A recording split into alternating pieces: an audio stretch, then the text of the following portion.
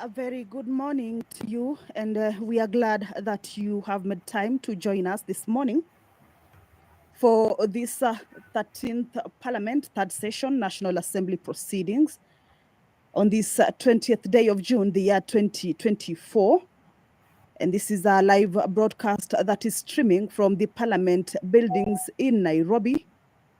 And this live broadcast is brought to you by the Parliamentary Broadcasting Unit in partnership with the Kenya Broadcasting Corporation. Those are live pictures inside the National Assembly chambers. Of course, members getting ready to pick up on the debate on the finance bill. This is a bill that is originating from the National Assembly, Bill number 30th of 2024, whose debate is set to continue this morning. Remember, this is with regards to the finance bill. The finance bill is a bill that its contents, or once enacted, then it will be an act that outlines the measures in which the government will be using to generate revenue for financing the budget for the financial year 2024-2025. So this is a bill that is accompanied by a report of the Finance and National Planning, Departmental Committee on Finance and National Planning, that tabled its report on the floor of the House on the 18th of June, the year 2024, with the debate on the two documents. Remember, the report came after the public participation, which is a procedure that needs to be followed with regards to the bill. After first reading, then it has to go for public participation, and then the report be tabled in Parliament, and then debate will start. So with them, members have two documents, that is the Finance Bill 2024, as well as the report of the Departmental Committee on Finance and National Planning that was tabled on the House, and members have been using that particular report and also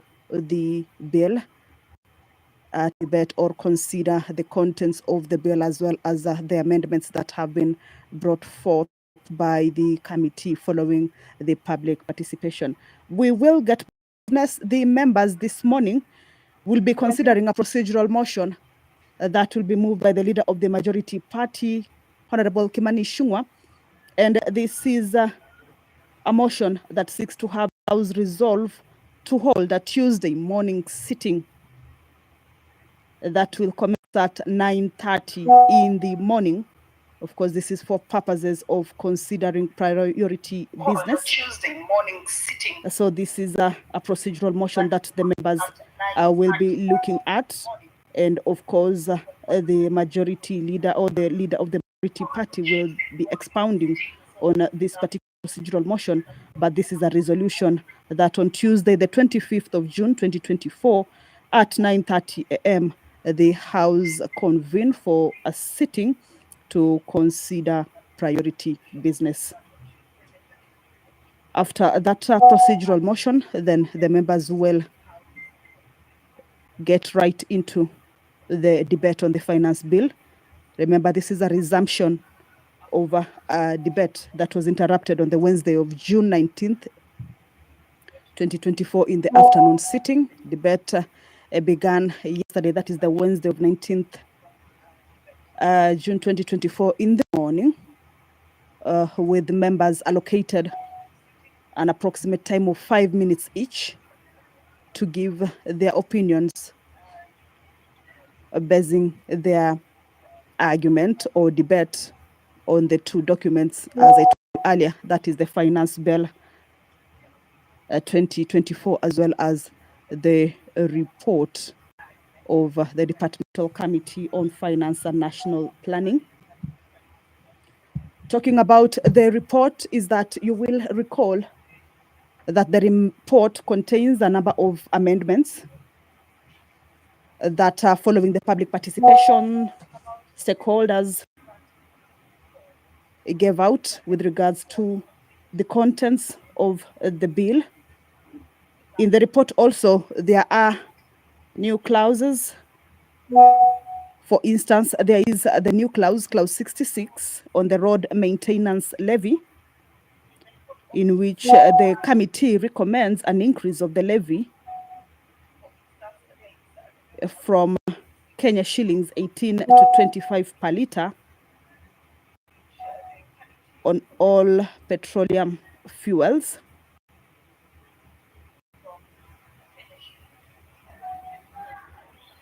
In its report, the committee argues that the current levy amounts to 18%, 18 shillings per litre of all petroleum fuels, with an anti-adulteration levy of the same amount charged on kerosene. The levy is deposited into the Road Maintenance Levy Fund for annual repair and maintenance of roads, of course, under the administration by the Kenya Roads Board. But in the report, it further notes that the performance of the levy in 2023-2024 has been negatively affected by the demand effects of the high fuel prices and the exchange rate depreciation. The fall in the collections under the road maintenance levy has continued to affect the repair and maintenance of highways, urban and rural roads. And it is on this background that the committee recommends an increase of the levy pursuant to Section 3 of the Road Maintenance Levy Fund Act from 18 to 25 per litre. This is a new clause in the bill, which has been noted down on the report by the committee, which is currently in the hands of the legislators, who in their debate also focus on that as part of that which, if passed, will be part of the bill. There have been contentious clauses which the committee indicated have been revised and others have been dropped. One of them is clause 45 and 40. This one is on the eco levy.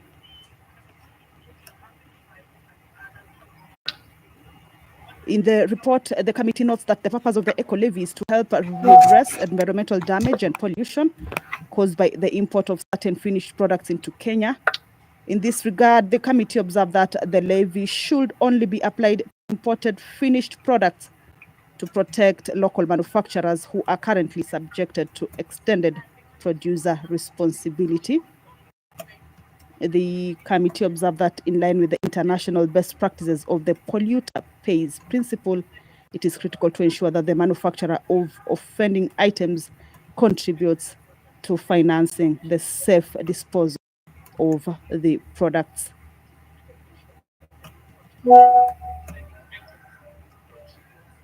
With regards to this, the committee proposes to remove the imposition of the levy on diapers, motorcycle tires, bicycles, wheelchairs, and three-wheeled motorized vehicles, commonly referred to as tuk-tuks, and reduce the rate of eco levy for certain finished goods. Remember, this has been one of the contentious clauses or issues that has been contained in the finance bill, and even the legislators in their debate, most of them, or a bigger number of them, were using or rather sought clarification or even hailed the move by the committee with regards to the amendments to the eco levy.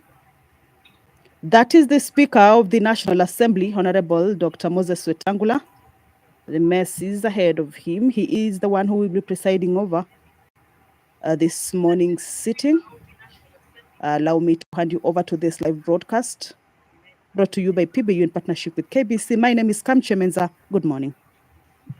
Na tuombe. Ewe Mwenyezi Mungu ambaye kwa hekima na wema wako umetoa nyadhifa za viongozi na mabunge, ustawi wa jamii na utawala haki wa wanadamu. Tukusihi utazame kwa neema nyingi sisi watumishi wako ambao umeridhika kutuita ili tutekeleze shughuli muhimu za jamhuri yetu. Tukuomba tuteremshie baraka zako sisi tuliokutanika hapa, na utujalie tuyatende na kufikiria mambo yote yatakayofikishwa mbele yetu kwa njia ya haki na uaminifu, ili utukufu na sifa zako ziendelezwe, na ili kustawisha amani, ufanisi na heri ya nchi yetu na wale ambao haja zao wamezikabidhi mikononi mwetu. Amen.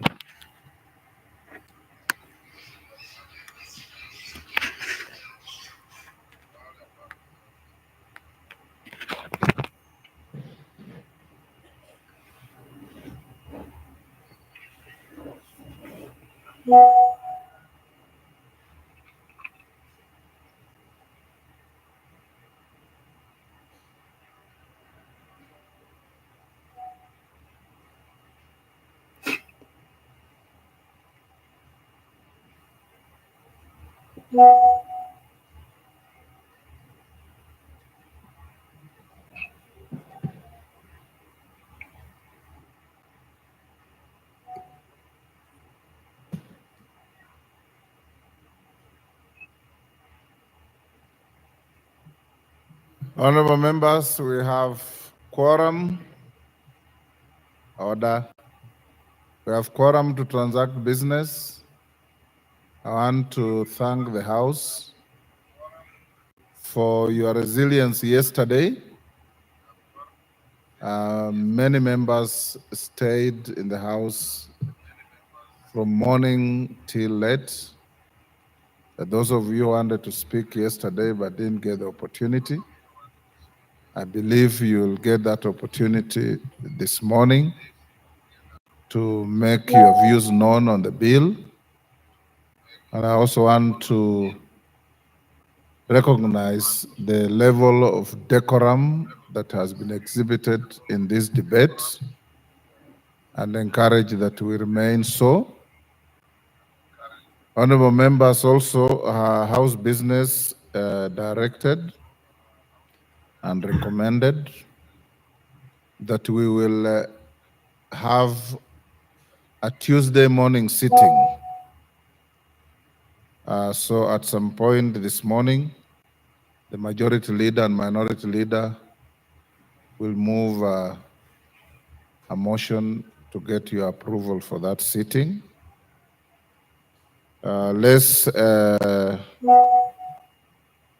After that motion, we'll go straight to the bill. We remain true to the 5 minutes. Most of the issues have been canvassed. So if you have 1 or 2 points and you have an opportunity, you don't have to exhaust your 5 minutes so that many more members can be able to speak to the bill. Call out the orders. Yes, Honorable Wandai. Honorable Speaker, thank you very much for your guidance. And Honorable Speaker, I think so far so good, but we are facing some challenges, and perhaps I want to seek your guidance on this, or directives. Honorable Speaker, as you can see, the House is not full, and a number of members are finding it difficult to access the House. Personally, a number of members, as we speak, are finding it difficult to go through the police blockades to access the House. I've personally had to struggle to get to this House this morning. Honorable Speaker, what is the problem? The problem is that the entire Parliament precincts is cordoned off by people who appear to be police officers. Honorable Speaker. Honorable Speaker, we are living in a democratic country, and this House is a symbol of our democracy.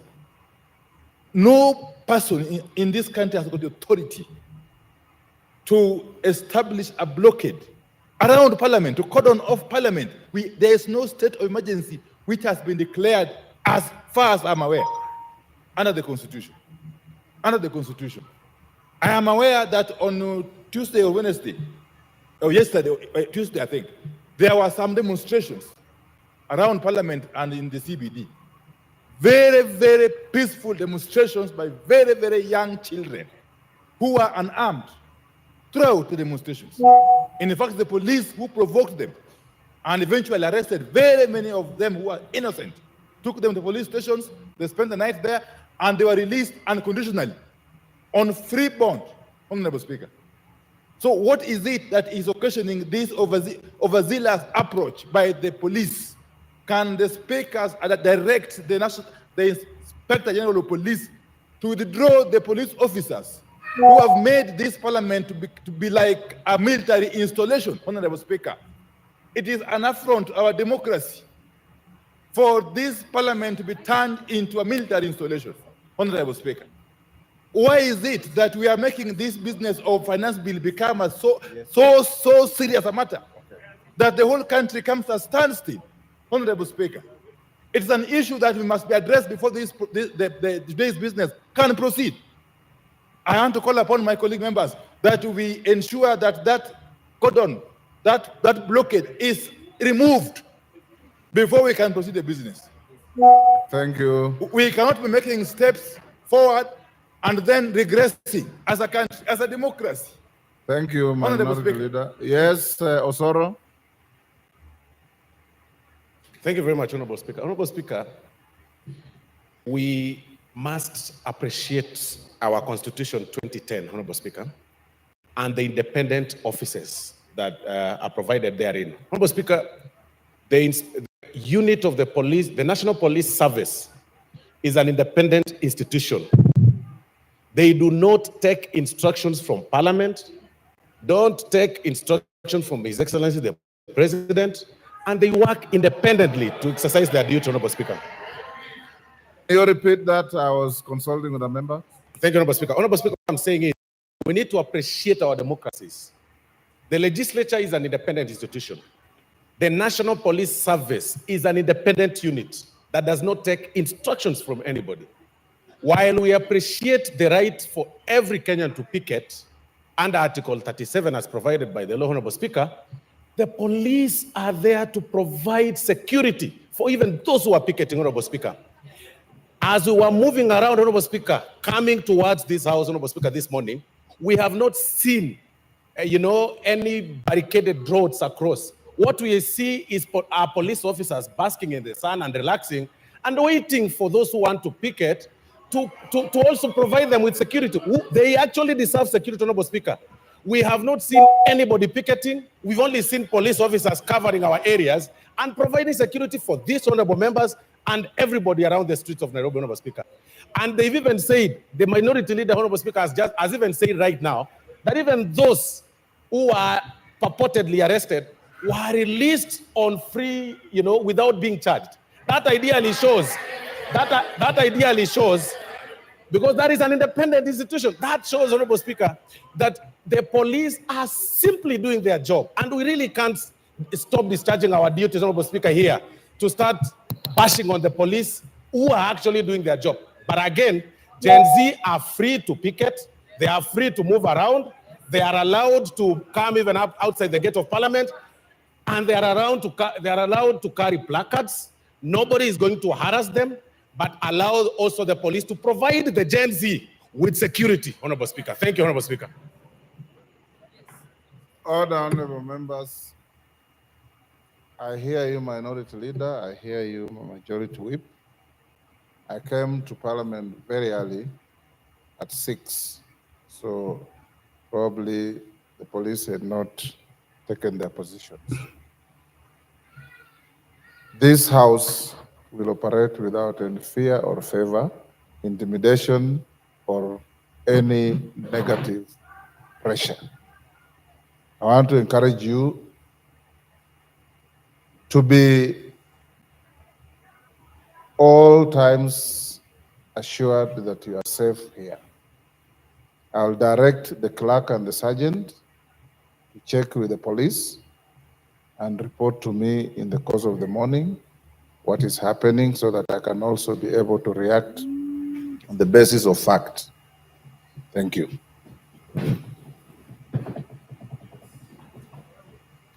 Can we now go to our orders? Hello. Yes.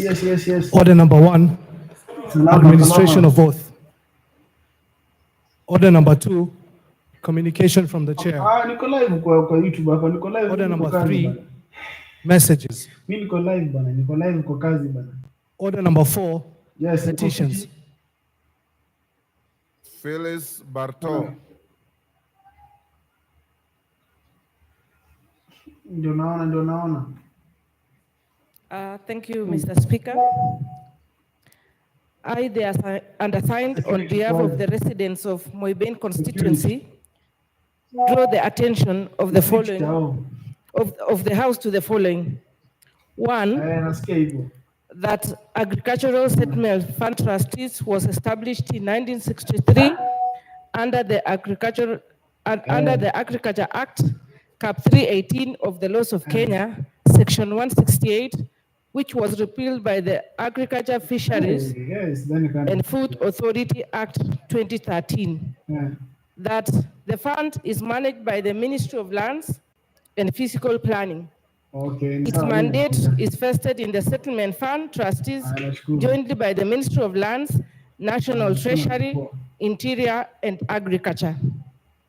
That the Elgeyo Border Scheme Settlement Scheme is among the schemes established under the fund in 1963 for agricultural development and purchase of land with an initial capital of 5,000, aimed at facilitating settlement and development in the region. That over the years, due to various socio-economic factors and changes in the land ownership, the burden of arrears of loan payment has become unmanageable for the current generation of residents. That many families inherited the debt without the corresponding assets or resources to repay it. Further, the original purpose of the Settlement Trust Fund has been overshadowed by the financial strain it imposes on the community. That the debt incurred by the Elgeyo Border Scheme has grown exponentially over time, surpassing the initial capital of Kenya shillings 5,000, hence becoming a significant barrier to the economic progress and the well-being of the community by hindering their ability to invest in essential infrastructure, education, healthcare, among others. That the residents have over the years received demand notices regarding the arrears of the loan payment with possibilities of repossession of the land if the outstanding amounts are not paid. And that the issues in respect of which this petition is raised are not pending before any court of law or any constitutional or legal body.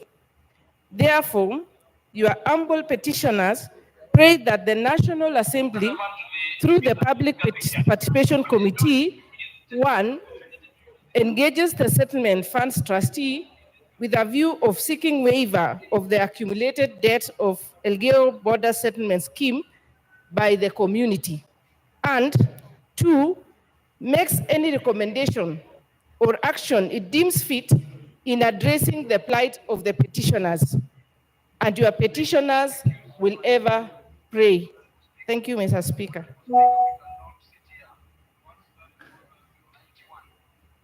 Thank you, Professor. Yes, Bukose. Thank you, Honorable Speaker. Honorable Speaker, I want to support the petition by Honorable Parto about the settlement farms trustees.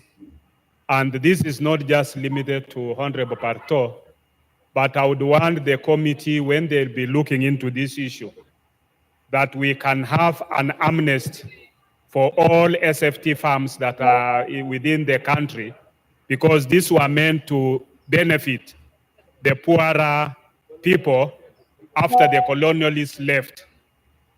Unfortunately, when the colonialists left, many of these farms reverted back to the well-connected who are in government at that time. And they grabbed huge chunks of lands, squeezing the poor ones into sharing either 2.5 acres or 5 acres, and then imposing to them to pay 5,000, which was a lot of money at that time. And cumulatively, it has been accruing debts. So as we forgive all other debts, debts for the sugarcane farmers, debt for the coffee farmers, I think we should also look at debts which are owed to SFTs, debts which are owed to AFCs that people used to purchase lands, so that we can make sure that these people are well settled. They are not, and they are given title deeds so that they can be able to have something either for themselves or for their children to inherit. With those few remarks, Honorable Speaker, I want to support, and I would ask that when the committee is sitting, please invite some of us who represent areas that have SFT farms, that our people are still suffering with those pending debts. Thank you, Honorable Speaker. Thank you. The petition is committed to the Public Petitions Committee to report back within 60 days. Next. Order number 5, papers. Majority Leader. Thank you, Honorable Speaker. Honorable Speaker, before I lay this paper, if you allow me, I want to sincerely thank you, Honorable Speaker, for the way you conducted your this session of yesterday. Yes. I want to commend you, Honorable Speaker. If I get your full attention, I'll be very happy. I want to commend you for conducting the debate yesterday and actually sitting throughout. I watched you rise at 9. I think we need, if it was any other place, I would have requested we give the speaker a standing ovation. But because this is Parliament, let's give him a stamp on our foot to appreciate him for the good job. And the way you conducted, there was danger that it would spiral into something else. But Honorable Speaker, you managed this House very, very well. And remember also for the decorum and respect that we have for each other and for the Speaker. I want to thank you sincerely, Honorable Speaker, and Congole for that. Honorable Speaker, now I beg to lay the following papers on the table of the House today, Thursday, June 20th, 2024, in the morning sitting. Annual report and financial statements for the financial year 2022-2023 from the Commission on Revenue Allocation, and 2, Kenya National Shipping Line audited financial statements from the Ministry of Mining, Blue Economy, and Maritime Affairs. I beg to lay, Honorable Speaker. Thank you. Thank you, Deputy Majority Leader. Next. And thank you for the compliment. Order number 6, notices of motion. Order number 7, questions and statements. There are 2 requests for statements. One from Monica Marubu, Women Rep Lamu. Go ahead. Thank you, Honorable Speaker.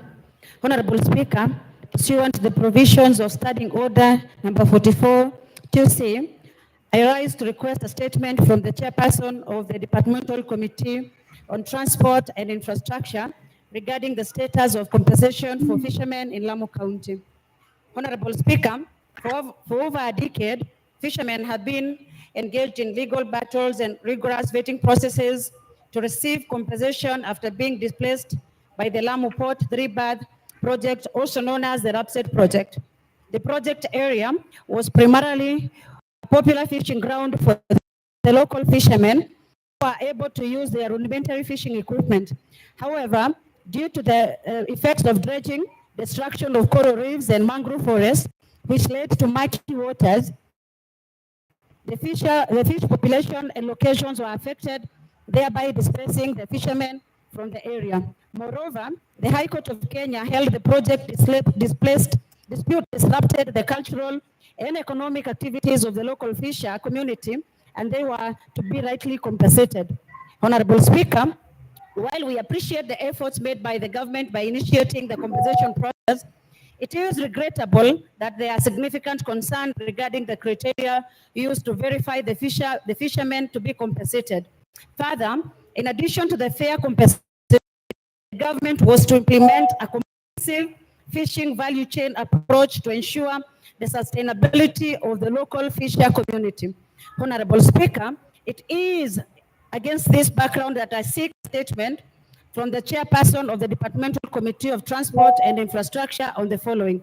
Number 1, can the Chairperson provide details of the fishermen set to receive compensation including their areas of residence and fishing grounds, and state the criteria used for the verification process.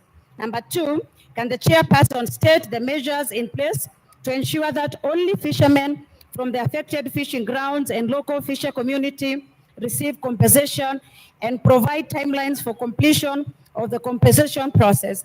Number 3, and finally, can the chairperson explain why the government is yet to implement a fishing value chain approach to boost the fishing industry of the area, considering that compensation provided for the fishermen does not provide a long-term solution, hence jeopardizing the sustainable source of livelihood of the fisher community in Lamu County? I thank you, Honorable Speaker. Thank you. Chairman, Transport and Infrastructure.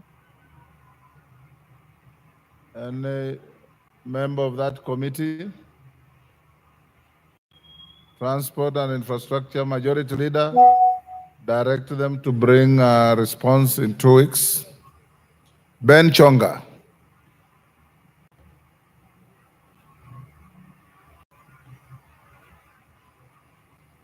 Give him the mic. There you are. Thank you, Speaker. It's Ken Chonga, not Ben Chonga.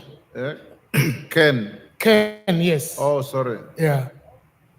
Ken Chonga. Honorable Speaker, pursuant to Standing Order 44-2C, I wish to request for a statement from the Chairperson of the Departmental Committee on Lands regarding irregular allocation of a parcel of land in Gongoni Village, Junju Ward in Kilifi South Constituency.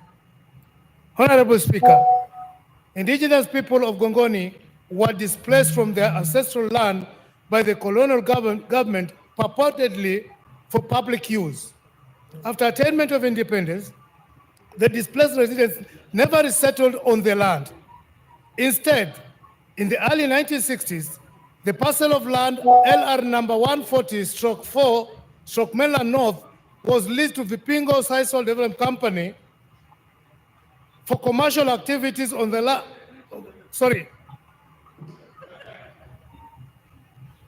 The parcel of land LR number 140/4/Mainland North was leased to Vipingo Sisal and Leasing Company. Despite the allocation of the said property, the company never conducted any commercial activities on the land for the entire lease period until its expiry in 2016. Notably, Mr. Speaker, when residents conducted an official search to authenticate the status of the land in November 2023, the results revealed that the land was issued to one Mr. Said Swale Musa and Mr. Shifea Swale Musa, and a new certificate of lease number CR 82241. It is astonishing that the said persons are neither residents of Gongoni village nor trustees of the Gongoni community. The irregular allocation of the said parcel of land has caused anguish to the residents, noting that by law, any land that is under leasehold reverts back to the government upon expiry of such lease. Honorable Speaker, it is against this backdrop that I seek a statement from the chairperson of the Departmental Committee on Lands on the following. 1. Under what circumstances was LR number 140/4/Mainland North registered in the name of Mr. Saidi Swale Musa and Shifaye Swale Musa despite being community land? 2. What is the status of investigation into the irregular allocation of the said parcel of land? 3. What measures will the Minister of Lands put in place to revoke the allocation of the said land if found in contravention of the law and revert the same to Gongoni community? I thank you, Honorable Speaker.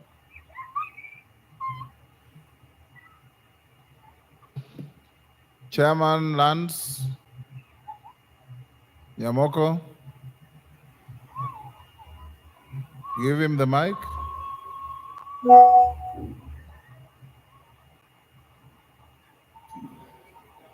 Yes, member for Changamwe.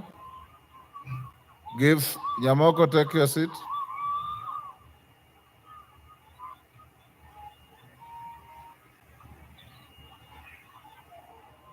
Thank you, Mr. Speaker. I want to express an interest in this matter. The said land belongs to our family. We have a title deed, genuine one, and the honorable member is aware that we own that piece of land. The so-called Shifea side are actually my cousins. So I wish to state very categorical here that this land belongs to us and we have a title deed, which is a genuine title deed. And the honorable member is aware. Thank you, Mr. Chairman, Mr. Speaker. Moko, Thank you, Mr. Speaker. Mr. Speaker, we'll give a response in 2 weeks' time. 14 days.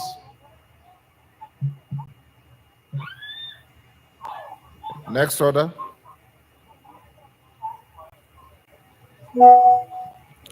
Pardon? Yes, Bowen. Mr. Speaker, I thought the owner of the land has already responded. I don't know if there is need for the committee again to go look into who is the owner of the land when the owner is already here and he has said that the land belongs to him. Is there a need for the committee again to go and look who is the owner? That notwithstanding, the statement is directed at the chairman of lands. He has to come and respond.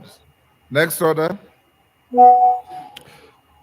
Order number 8, procedural motion, resolution to hold a Tuesday morning sitting.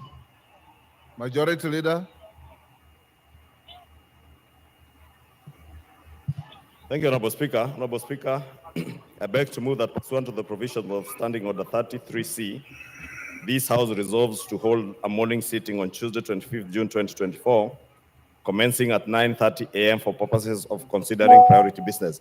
Honorable Speaker, members will realize we have very crucial business ahead of us today.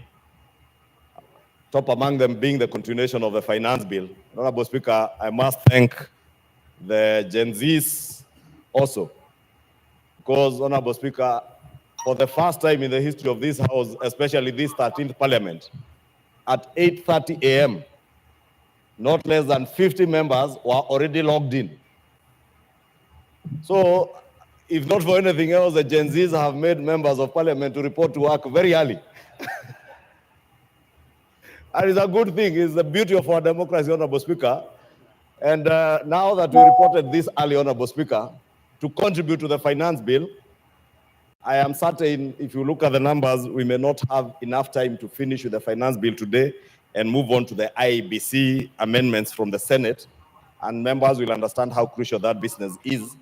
So we want to make sure that we have adequate time to complete the finance bill, committee of the whole, without anticipating debate next week, and also be able to complete with the IEBC amendments from the Senate in time before we progress to the short recess that is due the following week. And Honorable Speaker, you are aware next week is the last week of this month, and we ought to have passed both the finance bill and the appropriations bill that are also lined up next week, which I'll be speaking to later this afternoon during the usual Thursday statement. I therefore wish to appeal to members to support so that we have adequate time to process all this business. And I wish to request, I beg to move and request the Leader of Minority to second. Yeah, the Honorable Speaker, I wish to second, and for the simple reason that I consider the matter of the IBC so crucial that we cannot afford to delay it any further. And therefore, let's proceed in the manner proposed by the Leader of Majority. I second. Order, honorable members on their feet, take your seats. Honorable members, I now propose the question, which is that pursuant to the provisions of Standing Order 33C, this House resolves to hold a morning sitting on Tuesday, 25th June 2024, commencing at 9:30 a.m. for purposes of considering priority business. Put the question. Yes.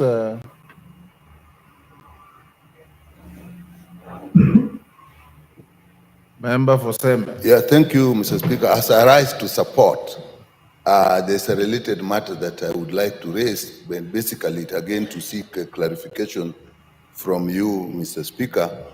You had indicated earlier, and I know that we are likely to go to the Committee of the Whole House on the Finance Bill. That's one of the reasons we are really sitting on that day, on Tuesday. But also, you indicated last evening that those who want to make amendments should have their amendments in by 1 p.m. today.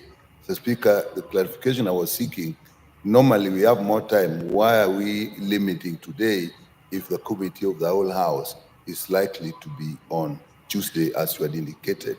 Because one would have thought that even up to tomorrow, midday, would still be adequate. That's the clarification I needed. But otherwise, Mr. Speaker, I support the Tuesday sitting.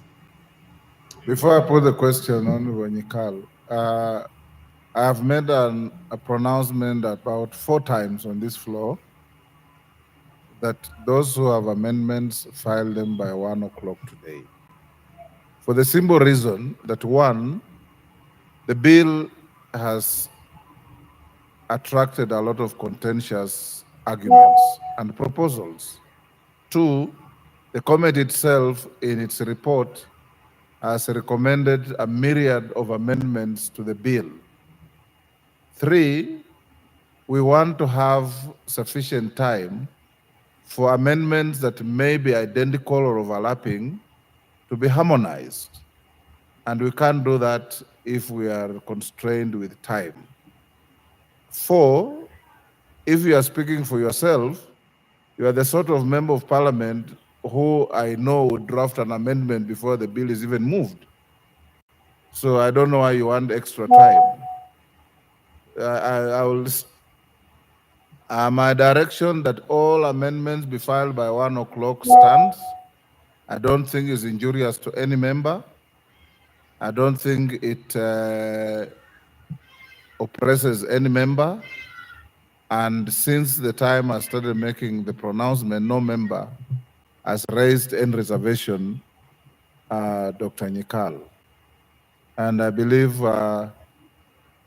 your reservation is not only unhelpful, but will just draw us back to management of House business that will not be helpful.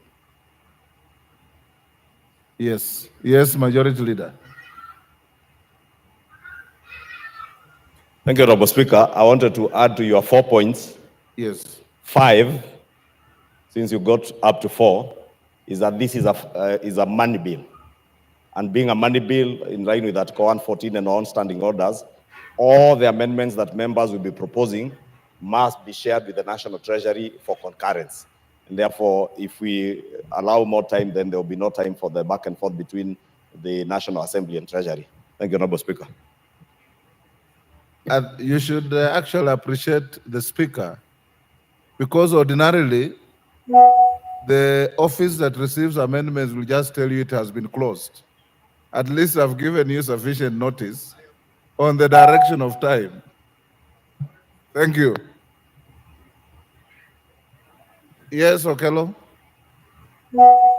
Let's not eat into debating time. Yes. Give Okello the mic.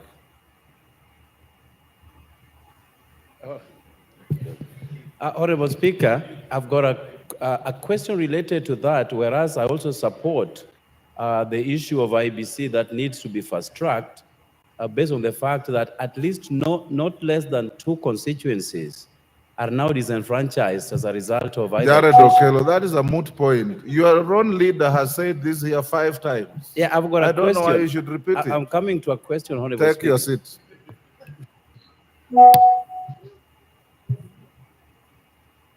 If you want to use up your leader's powers, the Speaker will not assist you on that.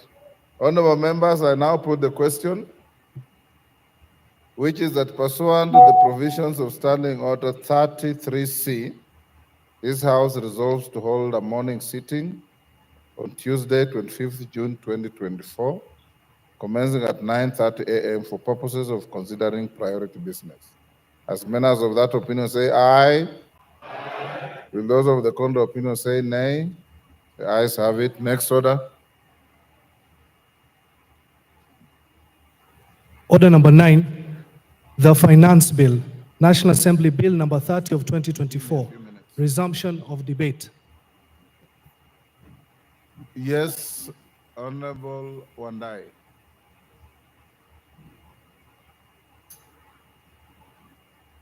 Give him the mic.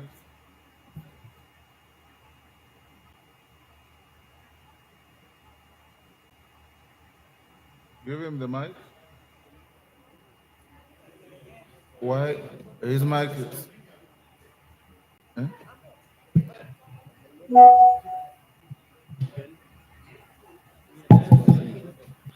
I'm told your mic is malfunctioning. Put where Kainan is.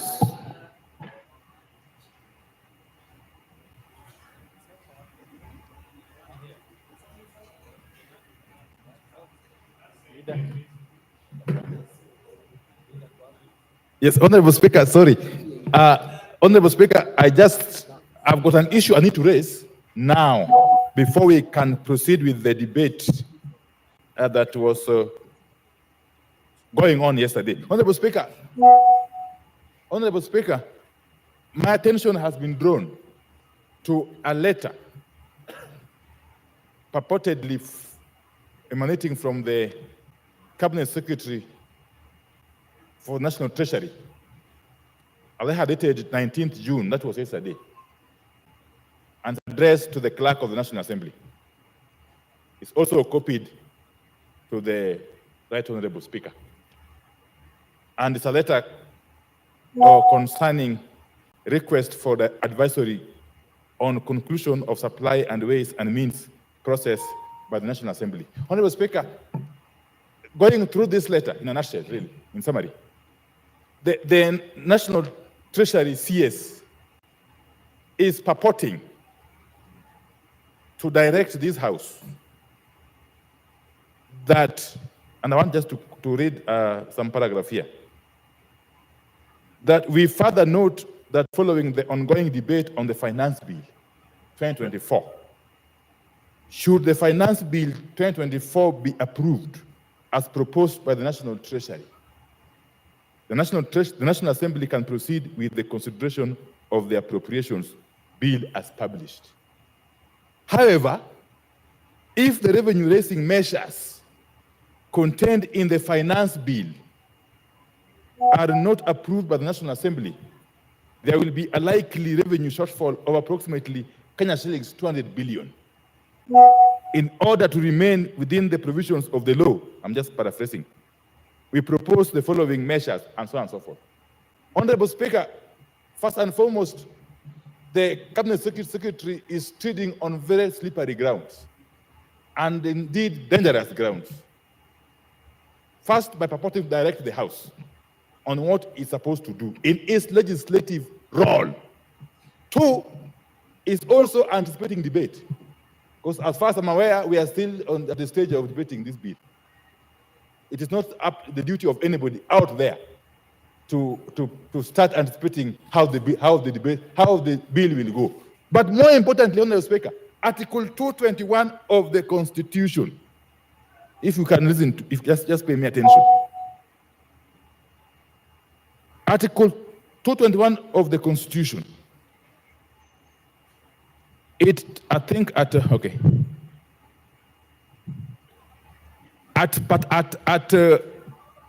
Article 6, it says that when the estimates of national government expenditure and the estimates of expenditure for the judiciary and parliament have been approved by the National Assembly, they shall be included in an appropriation bill which shall be introduced into the National Assembly to authorize withdrawal from the consolidation fund, and so on and so forth. That is the Constitution. But if you go further to the Public Finance Management Act, Section 40, subsection 5, it says, and I want just to read quickly, that any of the recommendations made by the relevant committee of the National Assembly or adopted by the National Assembly on revenue matters shall, among other things, ensure that the total amount of revenue raised is consistent with the approved fiscal framework and the Division of Revenue Act. What am I saying?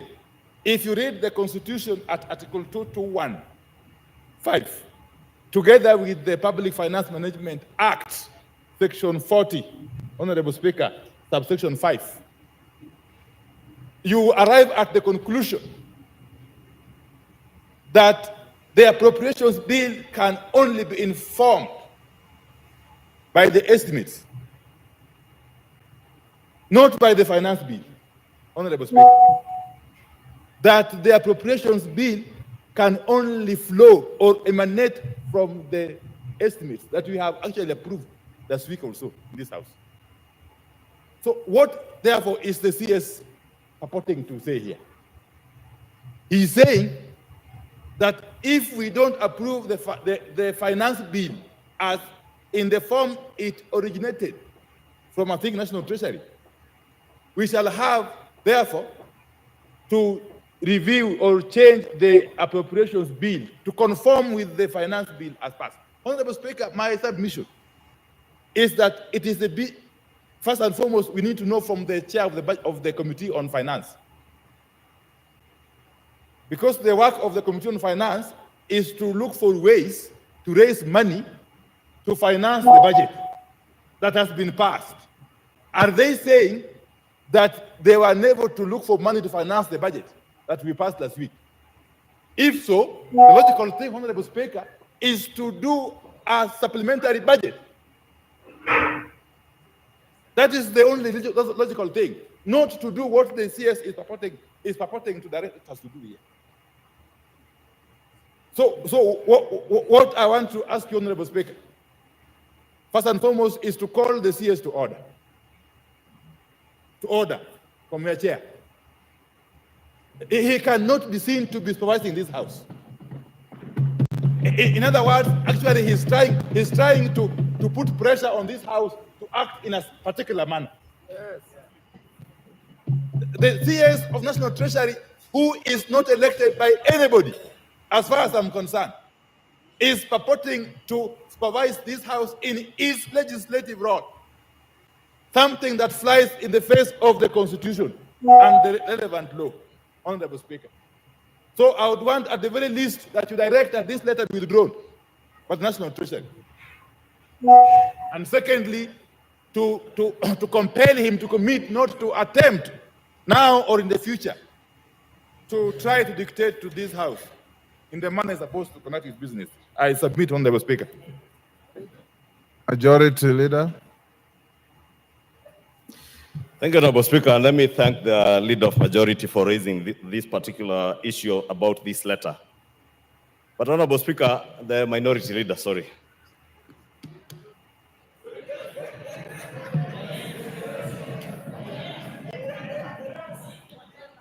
Honorable Speaker, you know, they say any name can raise a baby. And today you are the majority, tomorrow you can be the minority.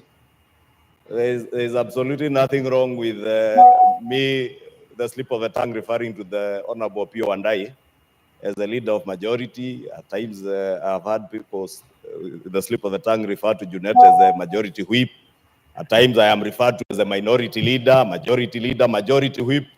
Any name is a name, provided we do what we are here to do. And Honorable Pio will tell you, in the last parliament, when we were with him here, the majority side, that was Jubilee, became the minority and had to depend on the minority side in its own government to be to pretend to be the majority.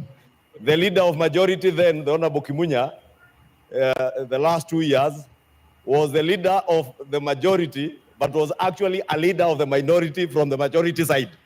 Because the Honorable Aden Duale, who was a ranking member like the Honorable John Buddy, was the leader of the majority on the majority side. But moving on, Honorable Speaker, I was thanking the Honorable Pio for raising this issue because it's important that we all get to an understanding, not just of the import of this letter, but the import of all the proposed amendments that we will do to the finance bill, Honorable Speaker. And it's good that when you are responding to Honorable Nyikal, you did point out some of those issues. And principally, Honorable Speaker, the last point that I added, that this being a money bill, we must get the concurrence of the National Treasury. And there is reason as to why the drafters of our Constitution, Article 114, put that particular provision of concurrence with the National Treasury. Honorable Speaker, if you read that letter, it points to provisions of the law as it is. Professor Ndungu, who assigned this letter, is not referring to anything that is outside of the law and the provisions of our Constitution.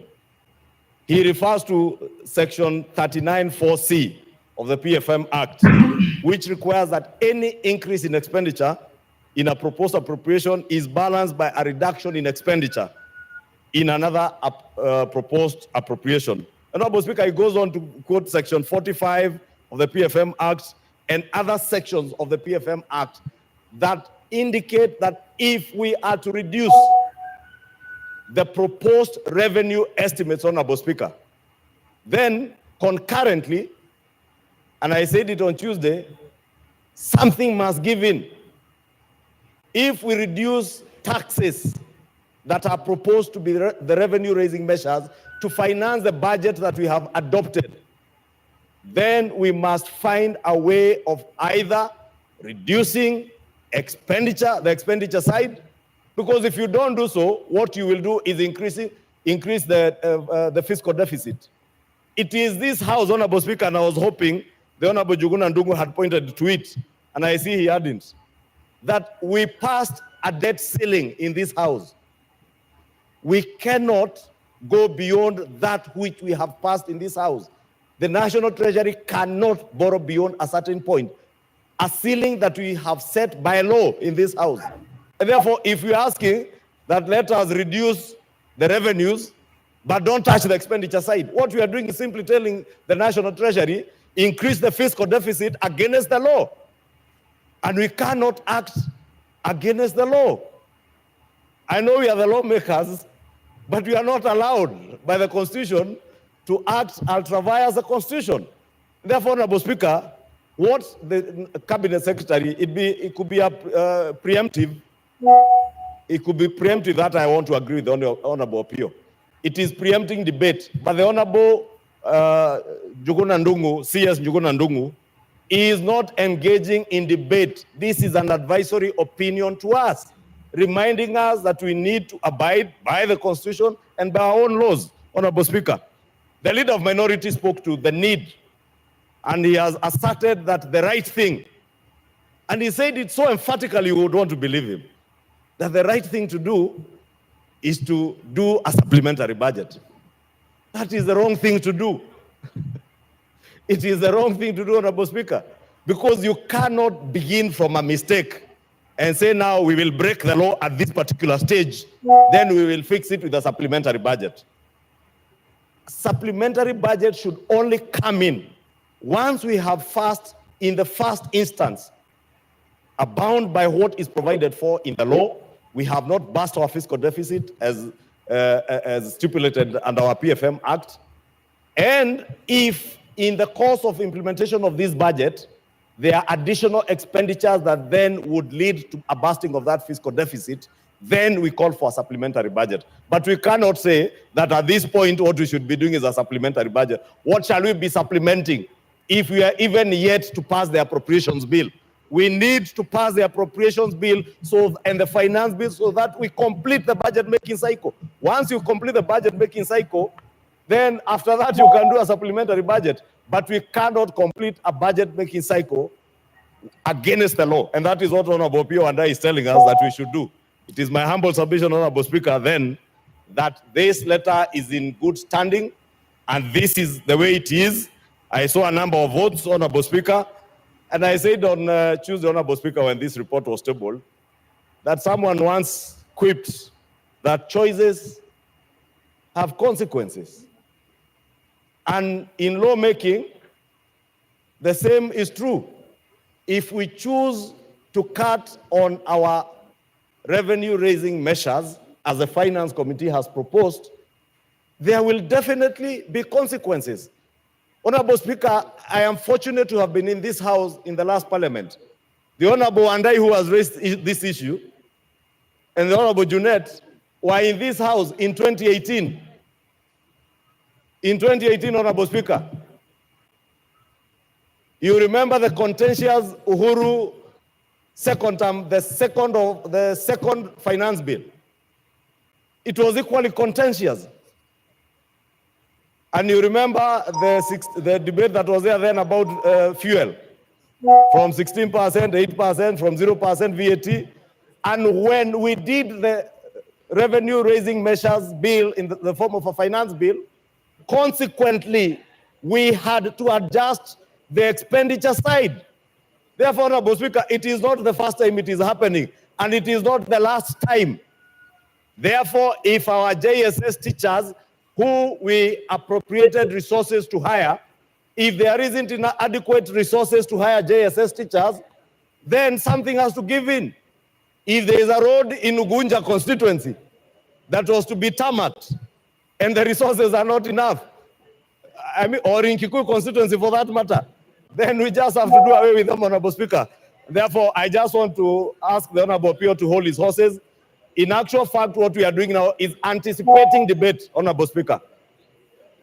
We are the ones now who are anticipating debate because we are yet to complete the finance bill, because at the conclusion of the finance bill, it is only at that point we'll be able to tell the net effect of all the changes that have been made and decide whether then we need whatever quantum we need to adjust on the expenditure side.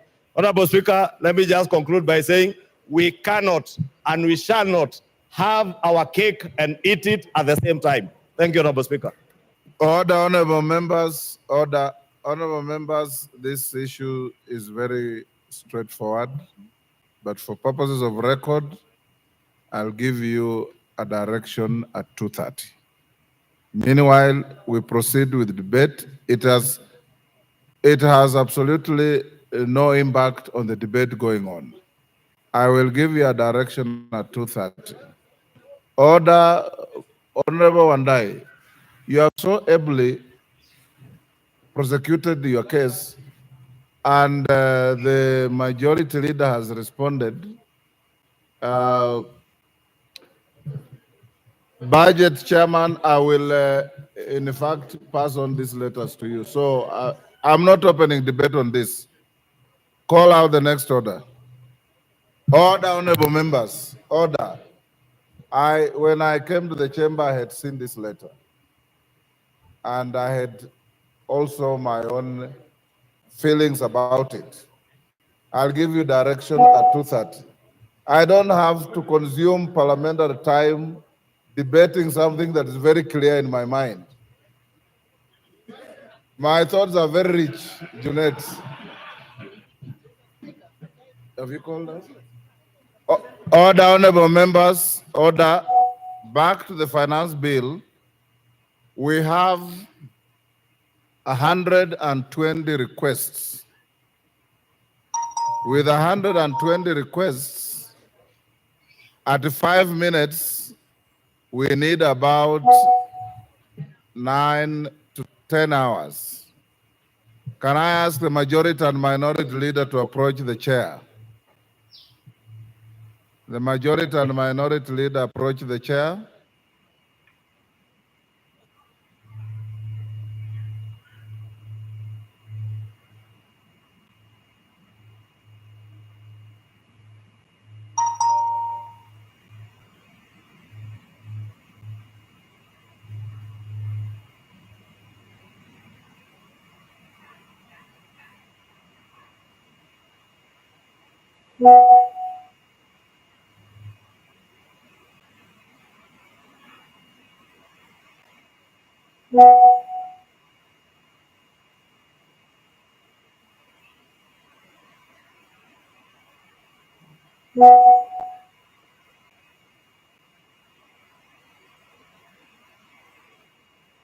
Order, honorable members. Order. Wangela, take your seat.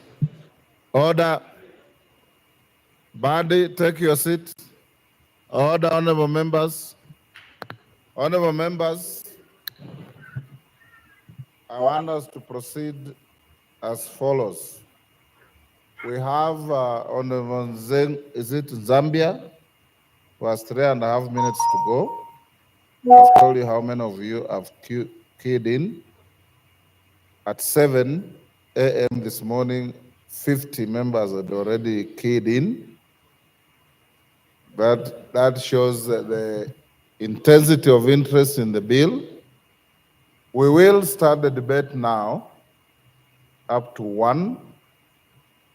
In the afternoon, I'll give you 1 hour from 2:30 to 3:30.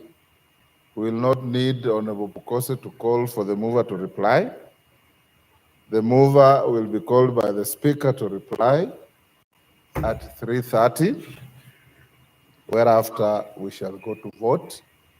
I've consulted with your leadership on whether we should go on with 5 minutes and cut off at the hours we have agreed, or allow more members to contribute by truncating the time to 3 minutes. If you agree to 3 minutes, we can truncate the time to 3 minutes so that more members can speak. Is that all right with the House? I put the question that the time for contribution be reduced from 5 minutes to 3 minutes. As members of that opinion say aye. Will those of the contrary opinion say nay? The ayes have it. Secondly, honorable members, I encourage you to desist from raising frivolous points of order, because some members have been raising points of order that completely far from points of order. Yes. So in Zambia, you finish your 3.5 minutes. The next members I call, you will be taking 3 minutes. Members, you also keyed in very early, but sometimes the chair may not necessarily follow the list because you find like you have 10 members in a row from one side. We have to balance the House. So we will be jumping and zigzagging in the list to make sure there's some balanced representation on the floor. Zambia, go on. Thank you, Honorable Speaker, for this opportunity.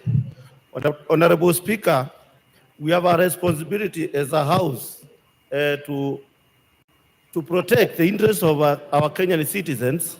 Honorable Speaker, I totally oppose this finance bill. Reasons being that, Honorable Speaker, we understand that the motor vehicle tax, edible oil tax, among others, have been deleted. But Honorable Speaker, there are so many hidden taxes. Honorable Speaker, when you talk of 7 shillings per liter in fuel levy, it means that the cost of production in the local industries will go up. Honorable Speaker, even the cost of producing bread will be higher than even the normal rate as at now. Honorable Speaker, our Kenyan citizens are struggling to put food on the table. Honorable Speaker, the cost of living is going to increase even further if we consider passing this bill. Honorable Speaker, I urge members of this House to consider the cry outside there of Akina Wanjiku and the others. Honorable Speaker, the life of the Kenyan citizen of running businesses is totally unbearable as we speak now. Honorable Speaker, when it comes to the local industries, they are closing down their businesses. Reason being that the cost of production is going high and high every time. And Honorable Speaker, we have come to understand that most of the industries are closing down, making it not possible to keep on employing more of the Kenyan citizens. And Honorable Speaker, when we talk of the NDF, there are so many hidden costs which the Kenyan as a house we should come out clear to make sure that the cost of living of the Kenyan citizens is bearable. Thank you, Honorable Chair, Speaker, and as the government, when you talk of the hustlers, the borders, the mama bokas, it is very clear that the things are getting worse and out of hand. Honorable Speaker, I urge this government to reconsider getting a better finance bill to move the Kenyan citizens forward. Thank you, Honorable Speaker.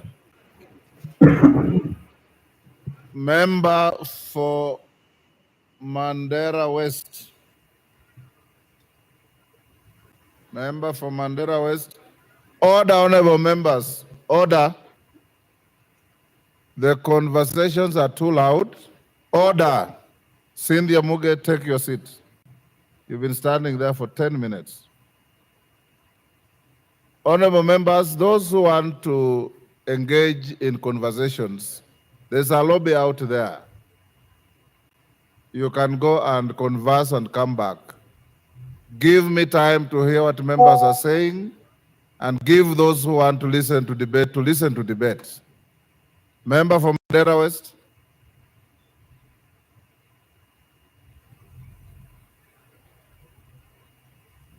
Give him a functioning mic.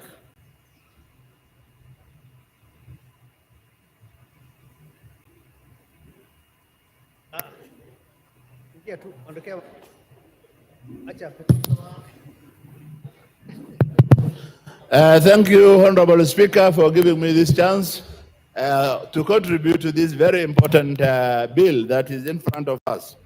Mr. Speaker, sir, finance bill is an annual event.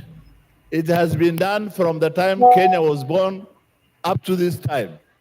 I personally, I think this is the seventh one I am contributing or participating in. And therefore, we all know that without finance bill, there will be no government activity. If you don't pass finance bill and allow the government to continue with its activity, there will be no government activities. And we all know that the government is there for the interest of the community, the larger community.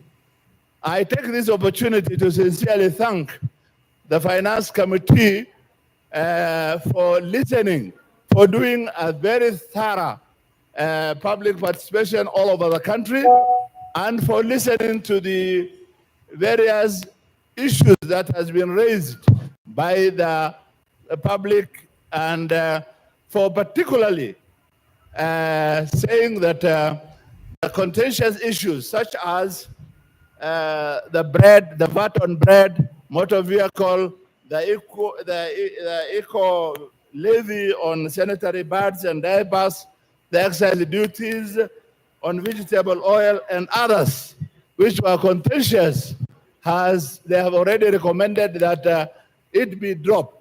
And therefore, it is for this House to concur with the recommendation of the Finance Committee to drop those very contentious issues. I have been called by my constituents so much, but as I explained to them what has been dropped, and particularly the finance bill is looking at putting 1 billion shilling for restocking. As you all know that the area where I represent and others had a serious drought for 4 years, and we lost almost all our livestock, and we don't have any other livelihood except rearing of livestock. And this finance bill is giving us 1 billion to restock. That is a very big gain, and my constituents have told me that to make sure that 1 billion is protected. Honorable Speaker, sir, there are very important gains in this finance bill, particularly. Your time up, Irene Mayaka. You have 3 minutes, so compose your thoughts and compress them quickly. Thank you, Honorable Speaker. Honorable Speaker, I take this opportunity to emphatically reject the finance bill. And Honorable Speaker, one of the things that I just want to say and make very clear is that we should not subject ourselves to the pressures that are being implemented by the IMF on funding conditions that they're giving to this country.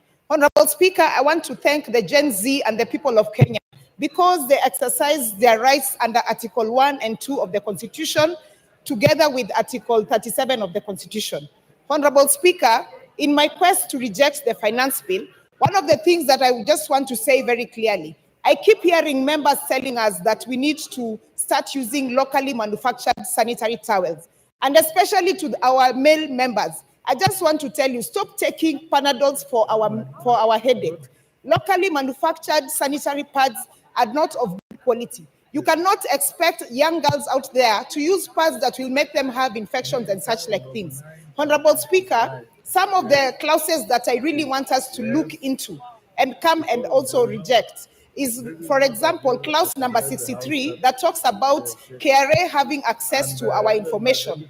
Clause number 23 that talks about amateur sporting association being added additional tax. Honorable Speaker, some of the repercussions that we will have as a country if we continue with this finance bill is that we are making our investment climate to become a very unpredictable one. We will make our country not be and have appetite for investments from foreign investors and local investors.